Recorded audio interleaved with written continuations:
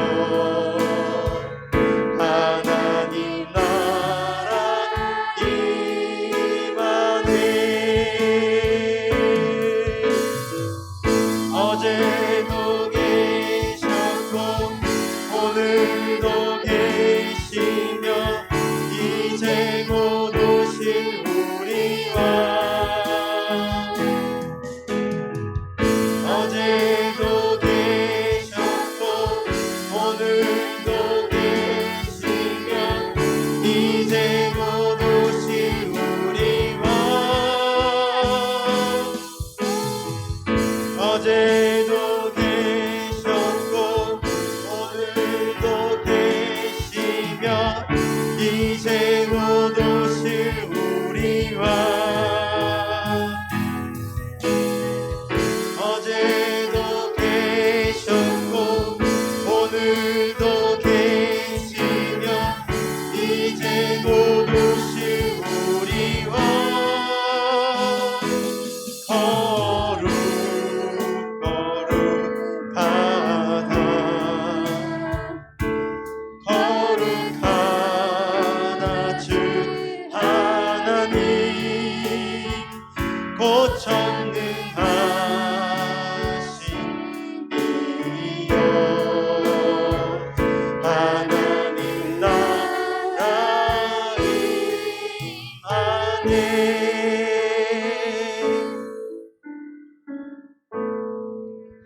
전능하사 천지를 만드신 하나님 아버지를 내가 믿사오며 그 외아들 우리 주 예수 그리스도를 믿사오니 이는 성령으로 잉태하사 동정녀 마리아에게서 나시고 본디오 빌라도에게 고난을 받으사 십자가에 못 박혀 죽으시고 장사한 지 사흘 만에 죽은 자 가운데서 다시 살아나시며 하늘에 오르사 전능하신 하나님 우편에 앉아 계시다가 저리로서 산자와 죽은 자를 심판하러 오시리라. 성령을 믿사오며 거룩한 교회와 성도가 서로 교통하는 것과 죄를 사하여 주시는 것과 몸이 다시 사는 것과 영원히 사는 것을 믿사옵나이다. 아멘.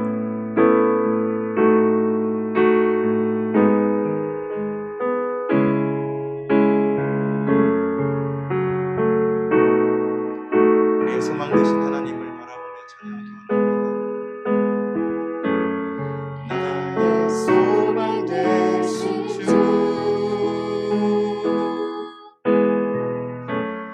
주를 바라봅니다.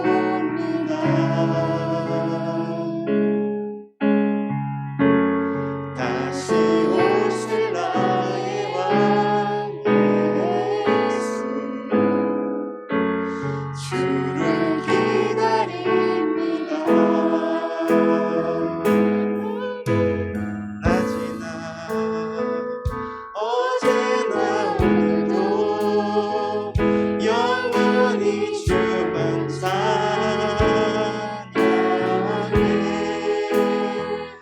괴롭고 슬플 때 낭망하여 넘어져도 언제나 주만 찬양하겠네.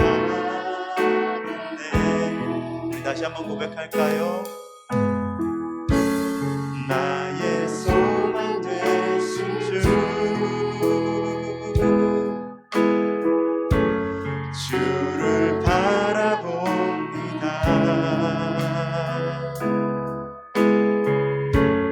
다시 오실 나의 왕 예수,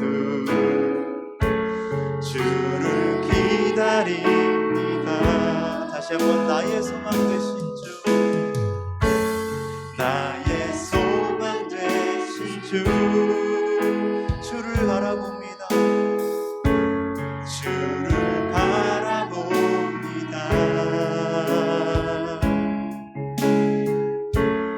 다시 오실 나의 왕 예수, 주를 기다립니다. 밤이나 낮이나 어제나 오늘도 영원히 주만 찬양해.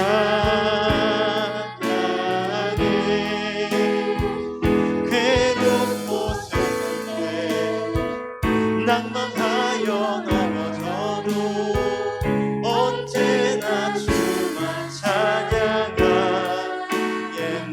밤이나 낮이나 밤이나 낮이나 어제나 오늘도 영원히 주만 찬양해. 괴롭고 슬플 때 낭망하여 넘어져도 언제나 주만 찬양. 밤이나 낮이나 어제나 오늘도 밤이나 낮이나 어제나 오늘도 영원히 주만 찬양해.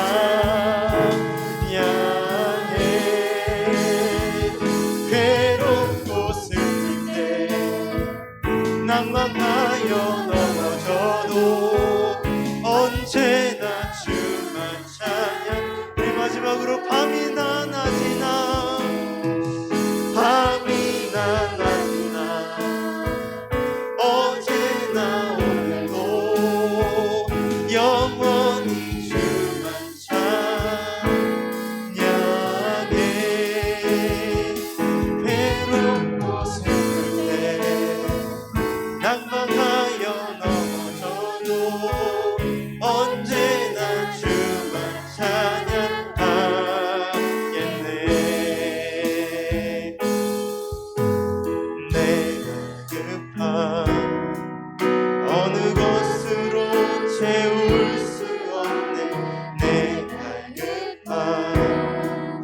상한 나의 심령에 내 갈급함 부르짖는 소리 들으소서. 내 갈급함 주의 음성 들리네. 내게로 나오라. 영원히 목마름 전혀 없으리. 내게로 나오라. 가까이 생수의 근원 대신 주께 내게로 나오라. 영원히 목마름 전혀 없으리. 내게로 나오라. 가까이 생명의 근원 되신 주께 내 갈급함 어느 것으로 채울 수 없네. 내 갈급함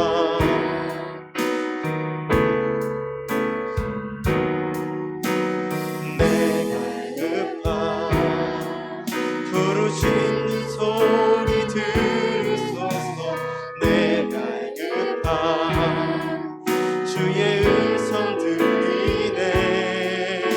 내게로 나오라. 하나님 말씀하십니다.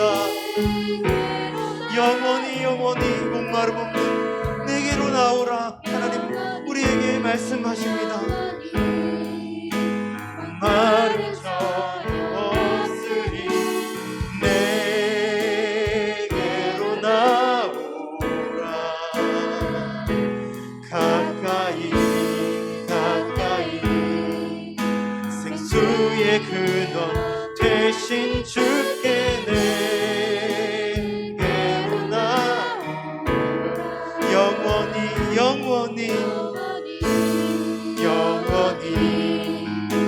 목마름 전혀 없으리.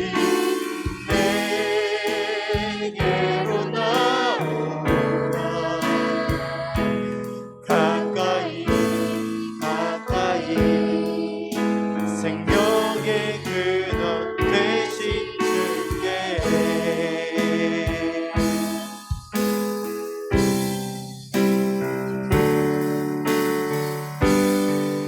주 사랑해요.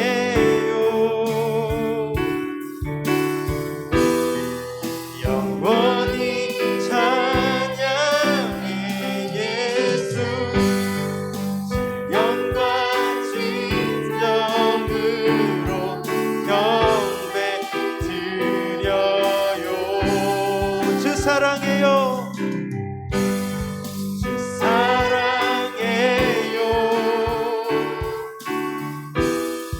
영원히 찬양해 예수.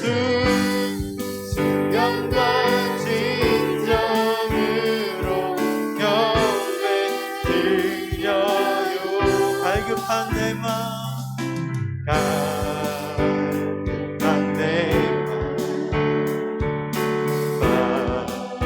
지시는 주 사랑과 노래 드리기 원합니다. 주 사랑해 주 찬양해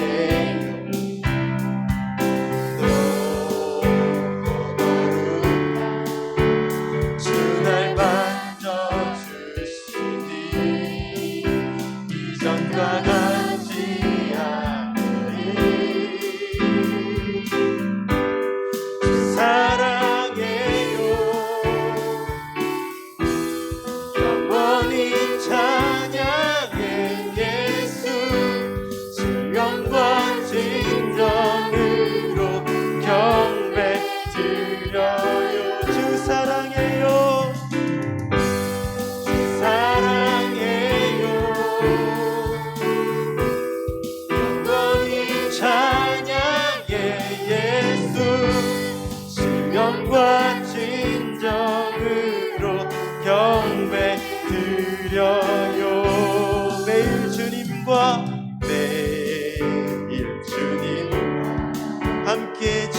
함께 지내며 주의 부르심 주 마음 알기 원해.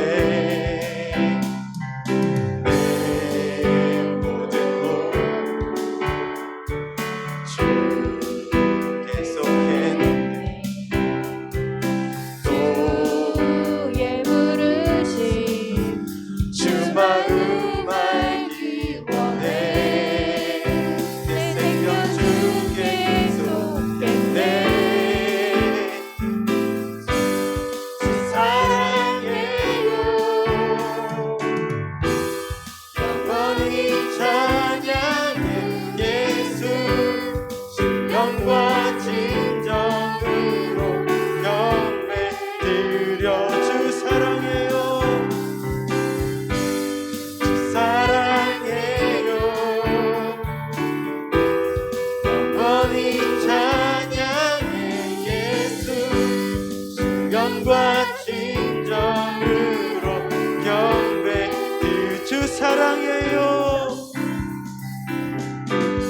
주 사랑해요.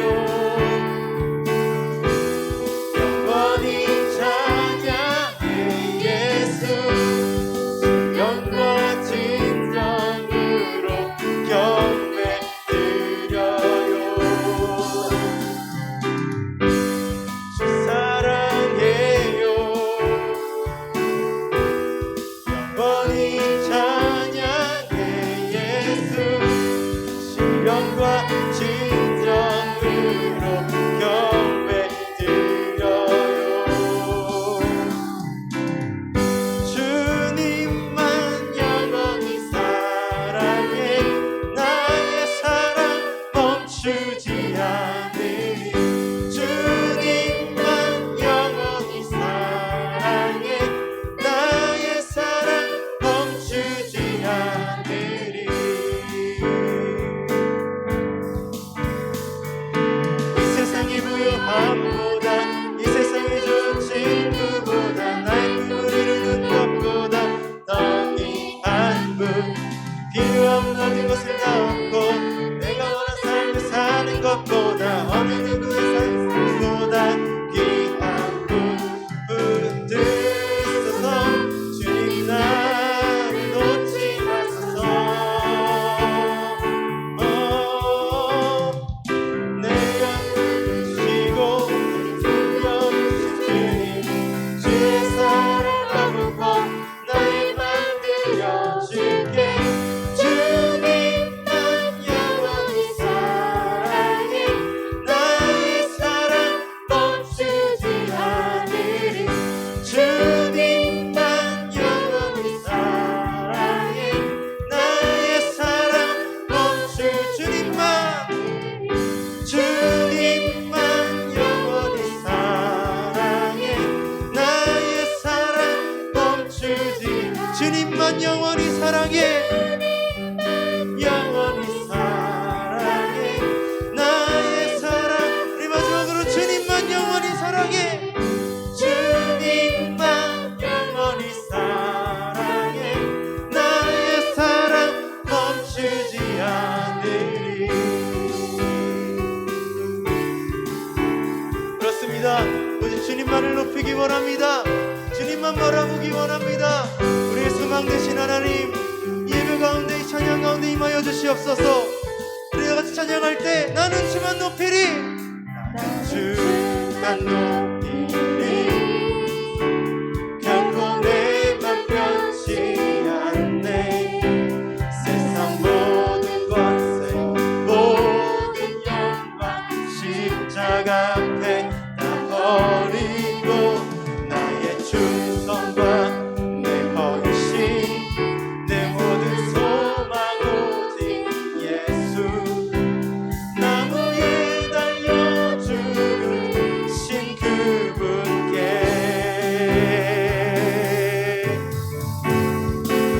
오직 우리 주께 내 믿음 소망 찬양 받기 합당한 분 또 오직만 왕의 왕께 엎드려 경배하며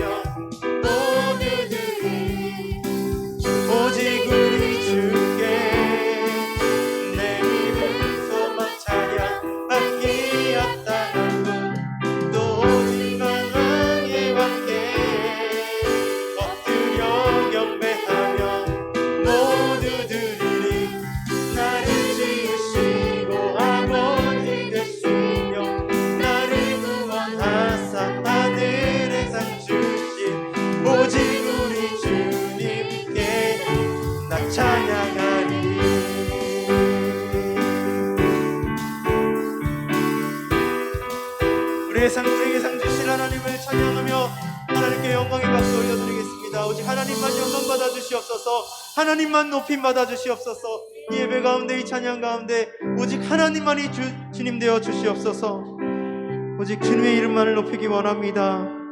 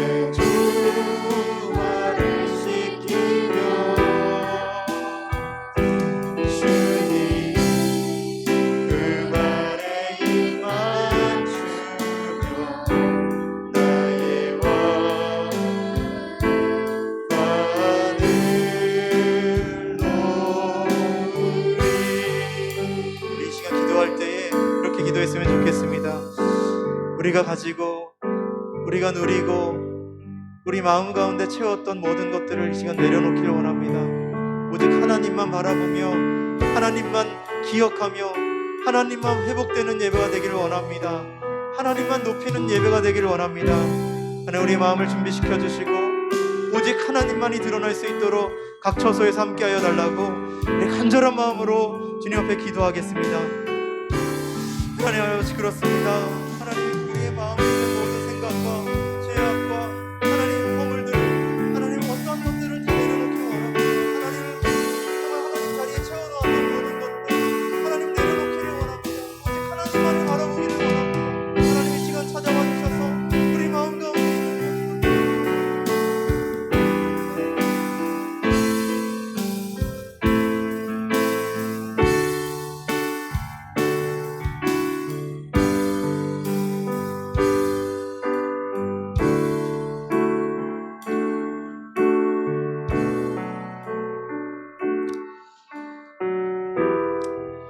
사랑해 주님 감사합니다. 오늘도 우리를 이 전으로 불러주시며 또 1월의 마지막 이 주일을 또 함께 예배하면서 또 하나님을 찬양하면서 함께 할 수 있음에 감사드립니다.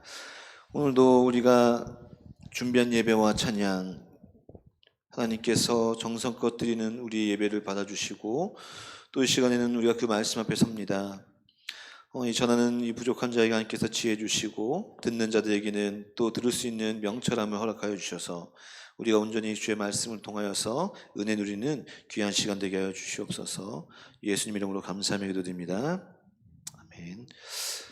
오늘 말씀 함께 보겠습니다. 오늘 말씀은 마태복음 20장 1절부터 7절까지 말씀을 함께 보겠습니다. 마태복음 20장 1절에서 7절까지 말씀을 우리가 함께 보도록 하겠습니다. 여러분들은 화면을 통해서 또 여러분들이 가지고 있는 성경을 통해서 각자의 집에서 제가 봉독해 올 때 눈으로 마음으로 함께 말씀을 받으면 좋겠습니다. 제가 봉독해 올려드리겠습니다. 천국은 마치 품꾼을 얻은 포도원에 들어보내려고 이른 아침에 나간 집주인과 같으니 저가 하루 한 데나리온씩 품꾼들과 약속하여 포도원에 들여보내고 또 제3시에 나가보니 장터에 놀고 섰는 사람들이 또 있는지라. 저에게 이르되 너희도 포도원에 들어가라. 내가 너에게 상당히 주리라 하고 하니 저희가 가고 제6시에 제9시에 또 나가 그와 같이 하고 제11시에도 나가보니 섰는 사람들이 또 있는지라. 가로되 너희는 어찌하여 종일토록 놀고 섰느냐? 여기 섰느냐? 가로되 우리를 품꾼으로 쓰는 이가 없음이니이다. 가로되 너희도 포도원에 들어가라 하니라. 아멘. 오늘은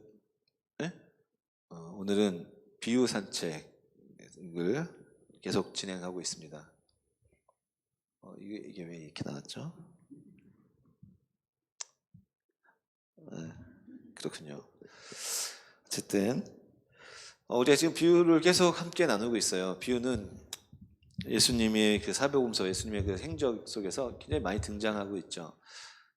제가 처음에 첫 서두에 말씀드렸던 것처럼 이 비유는 예수 그리스도에 대한 것과 하나님의 사랑과 그리고 하나님의 나라에 대한 것들을 그 당시 일상적으로 만날 수 있는 것을 통해서 우리에게 알려주고 있다고 얘기했었죠. 오늘은 그 하나님의 나라에 대한 것, 그래서 오늘 20장 1절 보니까 천국은으로 이렇게 시작하죠. 오늘은 이 비유를 통해서 하나님의 나라는 과연 어떤 것인가라고 우리가 생각해 볼 수가 있습니다. 그리고 하나님의 나라를 주인 되신 하나님은 어떤 분인가라는 것을 함께 살펴볼 필요가 있습니다. 여러분들은, 우리 학생 친구들은 글쎄요, 이 땅을 이제 뭐 얼마나 산지는 각자 차이가 있겠지만 아마 여러분들이 앞으로 살 날이 더 많을 거예요. 앞으로 살 날이 더 많을 건데, 글쎄 살아오면서 세상이 좀 어떻게 느껴졌나요? 공평했었나요? 아니면 항상 불합리함에 불타오르는 그런 삶을 살았나요?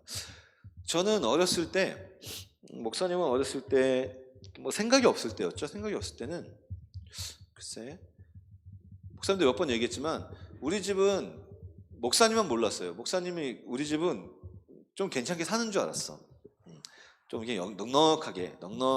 왜냐면 맨날 엄마 아빠 쥐어짜면 돈이 나오니까. 정말 나쁜 놈이었지. 내가 이렇게 말씀 시간에 맨날 고해성사를 해요, 여러분들한테.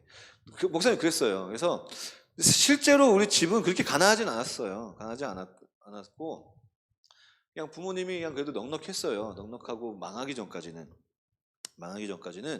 아버지가 뭐 여러 가지 보증 실패, 보증으로 뭐 보증 잘못 써가지고 또 뭐 주식 투자 잘못해서 그리고 또 가게 확장을 하려고 하다가 뭐 그리고 또 사기도 당하고 막 뭐 여러 가지 일이 있어가지고 지금 뭐 어려운 상황이 됐지만 지금 뭐 어려워도 어렵다고 생각은 하지 않아요. 그 예전에 그 잘 살던 거에 비해서 막 집 몇 개씩 갖고 있었던 그때에 비해서는 좀 많이 어렵죠. 이렇게 환경적으로 봤을 때는. 근데 그렇게 생활하면서 이제 많이 집이 어렵다는 생각을 이제 20살 때부터 하면서 너무너무 짜증나는 거야. 막 그냥 흔히들 지금도 말하는 그 젊은 사람들이 얘기하는 거 있잖아요. 금수저, 은수저, 흑수저. 목사님은 금수저까지 아니어도 한 봉수저, 부리수저 정도는 됐던 것 같아. 흑은 아니야. 흑은 아니었어. 내가 아무리 생각해도 흑은 아니었는데. 근데 이게 목사님이 좀 막 어렵게 그 동수저, 구리수저만도 못한 그 삶을 못 누리다 보니까 막 악이 생겨. 막 악이. 악이. 와, 뭐 어떤 목사님 고등학교 친구 중에 한 녀석이 있었는데 그 친구 진짜 부자였거든요. 그때는 걔가 부자여도 크게 신경 쓰지 않았어. 근데 나중에 생각하니까 너무너무 화가 나는 거야. 뭐 그때 당시 걔 얘기로는 들리는 소문에는 뭐 김포의 땅이 거의 3분의 2가 걔네 땅이라는 거야. 걔네 할아버지 때부터. 얼마나 부자야. 지금 김포 땅가 얼마 비싼데. 지금 아마 나는 그 친구를 우러러 보지도 못할 거야. 마주칠 수도 없겠지만. 어쨌든 세상은 항상 이렇게 불공평했다는 거예요. 불공평. 그러니까 뭐 누구는 부모님 태어나서부터 부모님 잘 만나서, 누구는 태어났더니 할아버지가 이건희 회장이고, 누구는 태어났더니 우리 아버지가 우리 삼촌이 정재용이고, 막 누구는 태어났더니 빌 게이츠야 아버지가. 막 이러면은 뭐 어떻게 이건 답이 안 나와. 따라갈 수가 없어. 아무리 발버둥 쳐도 그런 태어나서부터 우리가 갖고 있는 환경은 따라갈 수가 없는 거지. 그래서 목사님은 아무리 생각해도 이 땅 가운데서 우리가 살아가면서 뭐 훌륭한 정치인과 훌륭한 사상이 나온다고 할지라도 평등과 공평은 있을 수가 없는 것 같아요. 그 19세기 중반에 칼 마르크스라는 사람이 그런 노동자와 그런 또 불의한 것들을 타파하기 위해서, 이 칼 마르크스도 기독교 신자였어요. 굉장히 신실한 사람이었고, 그와 함께했던 그 공산당 선언했던 사람들도 기독교인들이었어요. 그 당시 불합리함과 그 불의를 타파해보기 위해서, 평등하기 위해서 뭐 사상, 굉장히 그 안에 담겨져 있는 사상은 굉장히 좋은 사상이었어요, 사실은. 근데 그게 변질되어서 공산주의, 평등이라는 것은 있을 수가 없는 거지. 지금도 저 북한 공산주의, 마지막 남은 공산주의라고 하는 저기도 뭐 평등하지 않아. 저기도 얼마나 불의하고 오히려 더 지저분하잖아. 집권당과 무력당 그 사람들만 부유하고 뭐 잘 먹고 잘 살고 그러잖아요. 그러니까 어쨌든 사람이 살고 있고 사람이 생각하는 사상과 사람이 생각하는 어떤 평등을 이야기할 때에, 목사님이 생각할 때 이 땅에서 우리는 영원한 완벽한 평등을 누릴 수가 없어요. 그럼 완벽한 평등을 누릴 수 있는 곳이 어딜까라고 생각했을 때에 천국이지. 하나님 계신 곳. 그곳에는 차별이 없어요. 그곳에는 갈등이 없어. 그곳에는 기쁨과 하나님과 함께 예배하는 그 온전한 행복과 웃음이 아마 가득할 거예요. 그래서 그 하나님 나라 생각할 때마다 설레. 어떨까? 과연 하나님의 나라는 어떨까? 참 설레요. 여러분 좀 설렙니까? 관심 없죠? 그건 관심 없으면 안 돼. 하나님의 나라를 생각할 때 과연 어떨까라는 이 설렘이 있으면 좋겠어요. 오늘 그 하나님의 나라에 대한 그 이야기를 오늘 이 본문에서 과연 어떤 것인가라고 설명하고 있습니다. 오늘 말씀 보면은 이제 포도원 주인, 이제 하나님이 되겠죠. 하나님이 되겠죠. 이제 하나님이 이제 포도원을 경작하기 위해서 일꾼을 찾습니다. 일꾼. 보통 이 이스라엘 지역의 포도 농사를 보면은 이제 바쁠 때는, 수확할 때는 갑자기 인력이 많이 필요하고, 포도원이라는 특성이 갑자기 많은 인력이 필요하고, 인력이 필요 없을 때는 정말 할 일이 없는 것이 포도원이래요. 그래서 유럽에 발달한 게 무엇이야? 유럽에 와인이 많이 발달했잖아요. 와인이 발달한 이유도 사람의 손이 들어가가지고, 그리고 이렇게 농사처럼 밀이나 쌀처럼 온전히 사람이 이렇게 신경 쓰지 않아도 되는 농작물이기 때문에 포도가 이렇게 발달했대요. 패스트 이후에, 흑사병 이후에 인구가 확 감소가 돼가지고 무엇으로 농사를 일으켜야 될까 하다가 생각한 게 포도였던 것 같아요. 그래서 유럽의 포도가 엄청, 와인이 발달하고 이렇게 된 거죠. 마찬가지로 오늘 여기 성경 본문도 마찬가지죠. 포도라는 것은 필요할 때, 사람이 필요할 때는 정말 많이 손이 필요하지만 필요 없을 때는 필요 없어요. 사람이 상주에서 있을 필요가 없다는 거죠. 그렇기 때문에 이 수확을 해야 될 그 시기가 됐기 때문에 이 포도원 주인이 일꾼들을 불어나가죠. 오늘 말씀 보니까 3시와 6시와 그리고 9시와 11시에 이렇게 나갔대요. 장터에. 이제 장터라는 것은 이제 사람들이 많이 모여 있는 데겠죠. 이제 딱 가면은 이제 장터에 가면 많은 사람들이 모여 있으니까 거기서 어떤 사람들 보게 됩니까? 뭐 바쁘게 자기의 삶을 살아가는 사람들이 있는 반면 어떻게 빈둥빈둥 노는 사람들도 발견하게 되는 거죠. 그럼 가서 얘기합니다. 야, 뭐 하냐? 가자, 일하자. 내가 너한테 하루 품값 1데나리온. 보통 그 당시 예수님 당시에 일반적인 3대 노동자 하루 품값이 데나리온, 1데나리온이었어요. 내가 이거 줄 테니까 가자. 그러면 그 사람은 어땠습니까? 놀고 있었는데 자기 하루에 일당이 벌리니까 얼마나 기분 좋겠어요. 감사합니다. 가죠. 근데 이 주인이 또 그 사람 일 시키고 나서 또 가요. 6시에 또 가요. 이 3시는 우리나라 시간으로 따졌을 때 새벽 6시예요. 6시. 새벽 6시. 그러니까 이 주인도 굉장히 부지런하죠. 그죠? 열심히 일하는 주인이었던 것 같아요. 또 9시면 몇 시야? 9시. 6시면은 9시가 되겠죠. 9시에 또 장터에 나갔더니 또 여전히 노는 사람들이 있는 거야. 가자. 내가 품삯 줄 테니까 가자. 또 데려가죠. 또 12시에 또 12시에 또 9시에 갑니다. 3시, 6시, 9시에 갑니까? 12시겠죠. 정오. 또 노는 사람들이 있는 거죠. 이 주인이 어떻게 합니까? 또 데려가요. 같이 일하자. 내가 하루 품값 줄게. 그리고 마지막으로 11시에 갑니다. 이 11시는 몇 시가 될까요? 9시가 3시니까 5시가 되겠죠. 사실 이 5시를 가서 주인이 품꾼들 부르는 것 자체가 좀 이해가 안 돼요. 그런데 주인은 장터에 가서 5시, 11시에 가서 장터에 가서 노는 사람도 발견합니다. 그 말씀이 이제 6절, 7절 말씀인데 다시 한번 목사님이 읽어드릴게요. 제 11시에도 나가보니 섰는 사람들이 또 있는지라, 그러니까 그냥 가만히 장터에 있는 사람들이 있는지라. 가로되 너희는 어찌하여 종일토록 여기에 있느냐, 놀고 있느냐, 놀고 있다고 표현하고 있어요. 계속. 그들이 얘기하기를 어떻게 얘기합니까? 우리를 품꾼으로 쓰는 이가 없습니다 라고 얘기합니다. 품꾼으로. 그러니까 그 사람들이 언제부터 나와 있는지는 정확하게 표현되어 있지 않지만 그들은 그 장터에서 놀고 있다고 표현됐지만 시간을 허비하고 시간을 그냥 낭비하고 있었다는 거죠. 근데 왜 그랬었냐라고 얘기했더니 아무도 자기들을 써준 사람이 없다라는 그러한 표현을 하는 거죠. 고백을 하는 거죠. 이 굉장히 어떻게 보면 참 자존심도 상하고 절망적인 상황이에요. 목사님이 예전에 한번 얘기했죠. 목사님이 군대 갔다 와서 이제 노가다를 하려고 하는데 이제 저 현장 일을 새벽 한 5시, 6시에 이제 그 인부들이 모이는 그 자리를 가요. 가면 얘기했잖아. 이제 막 나무에 장사되고 막 이러고 있어요. 이제 그때 겨울이고 막 그러면 이제 차가 촥 와서 당신 아저씨 청년이 좀 어린 친구면 자네 가. 그러면 막 옆에 있는 사람들은 막 열심히 하겠습니다 하고 막 타. 나 언제 불러주나? 난 언제 불러주나? 그러다가 안 불러주잖아? 그럼 하루 땡치는 거야. 하루 그냥. 그럼 이제 뭐예요? 보통 한 7시 지나면 거의 안 와요. 그럼 이제 그냥 집에 가는 거야, 털털해. 이 일꾼들의 마음이 어땠을까? 나는 잘할 수 있는데 자존심 상해. 속상해. 오늘 하루 또 그냥 이렇게 보내는 거야. 오늘 하루 또 수입도 없이 또 보내는 거야. 어쩌면 이 품꾼들도 이 11시, 이 5시에 장터에서 여전히 있는 사람들의 마음, 아무도 나를 써주는 사람이 없습니다라고 하는 고백하는 이들의 마음은 아마 그런 마음이 아닐까. 자, 근데 그들이 이제 그 주인의 부름을 받아서 5시에 가서도 일을 했습니다. 자, 이제 모든 일이 끝난 시간이 됐어요. 모든 일이 끝난 시간 됐어. 자, 그러면 3시와 6시와 9시와 11시에 갔던 이들이 이제 품삯을 받게 되겠죠. 자, 이제 그 각 시간마다 왔던 사람들은 열심히 일했겠죠. 자, 이제 주인이 일 끝났으니까 이제 품삯을 받아가시오라고 하면서 이제 가장 먼저 11시에 5시에 가장 이제 일 끝나기 바로 전에 왔던 사람들의 품삯을 주는 거야.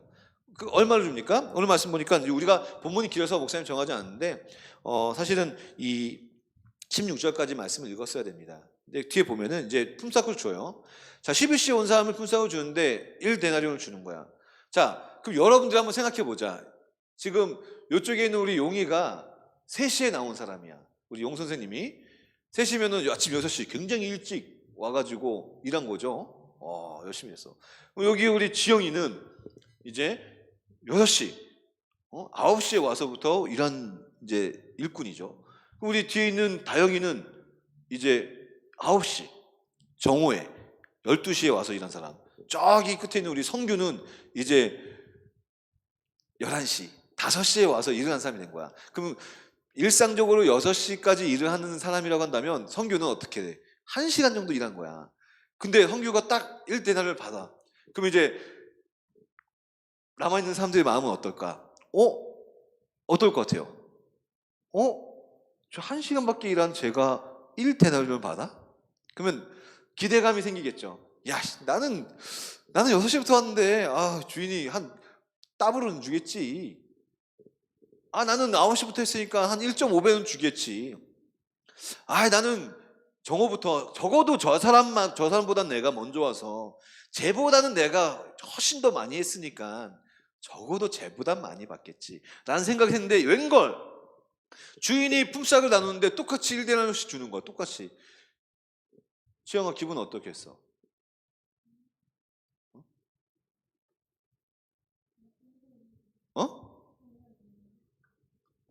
기분 좋아? 그러면 잘 생각해봐. 쉽게 예를 들게.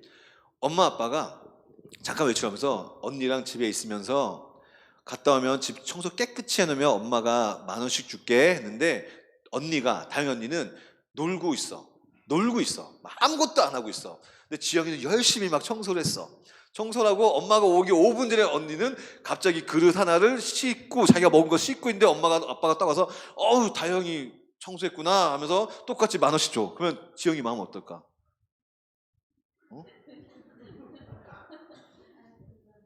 그건 아닌 것 같지?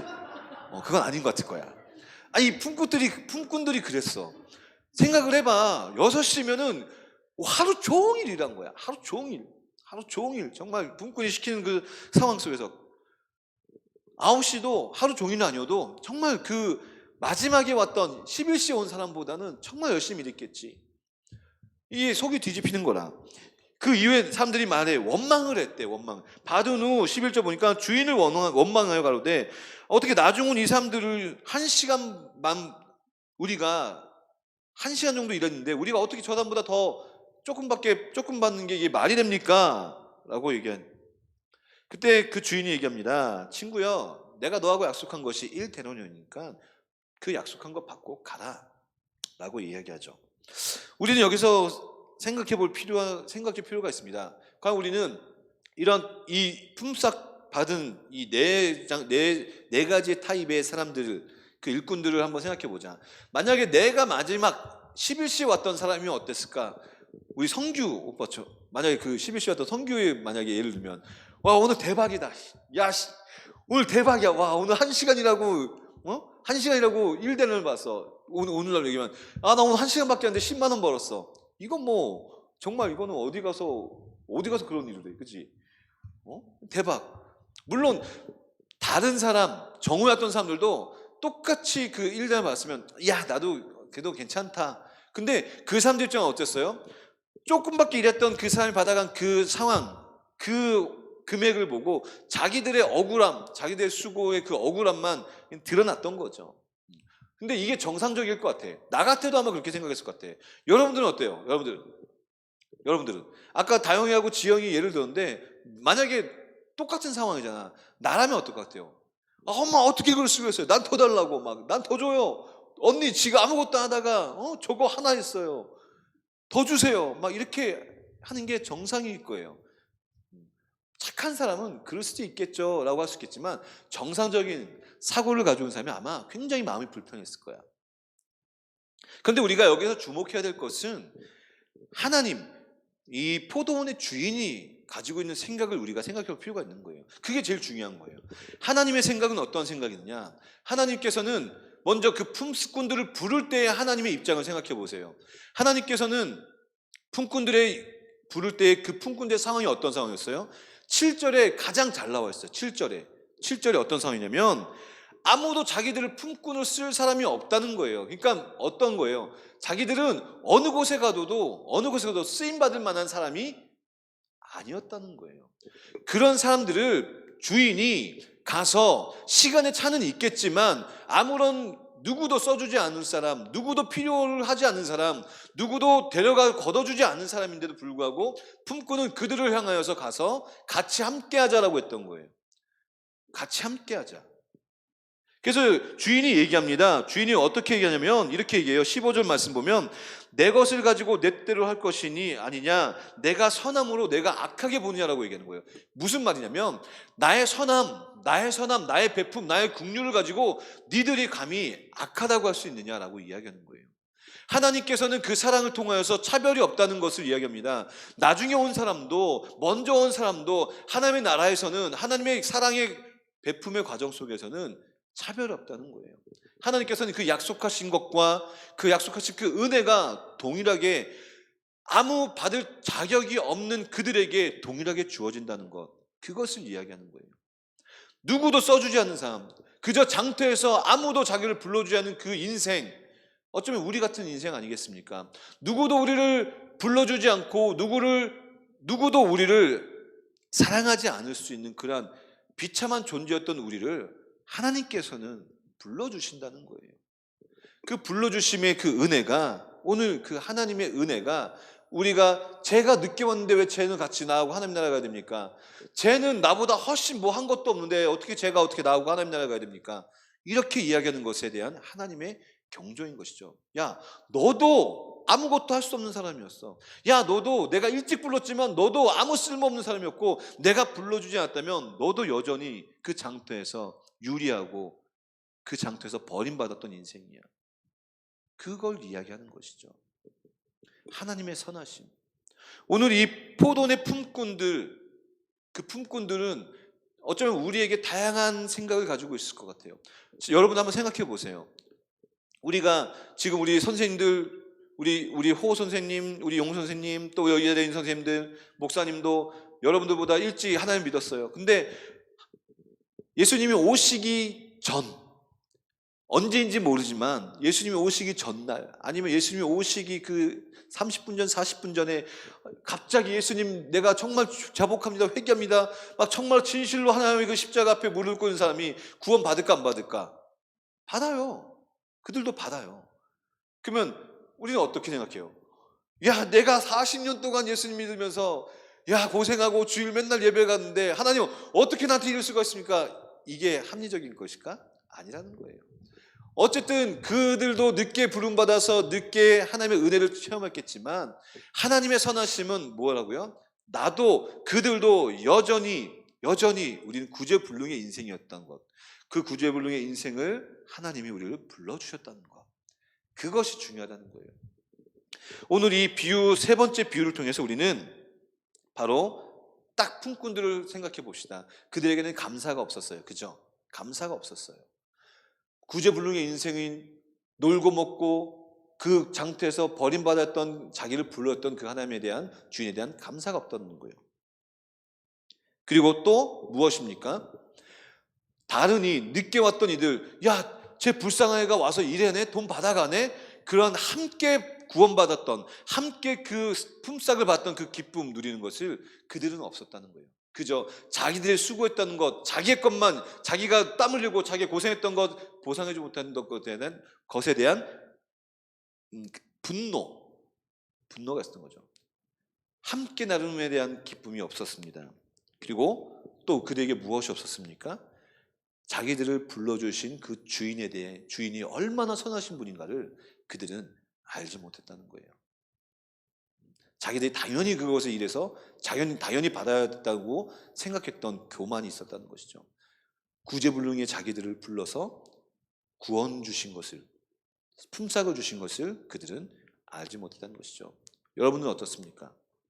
우리에게 감사가 있습니까? 또 함께 나눔의 기쁨이 있습니까?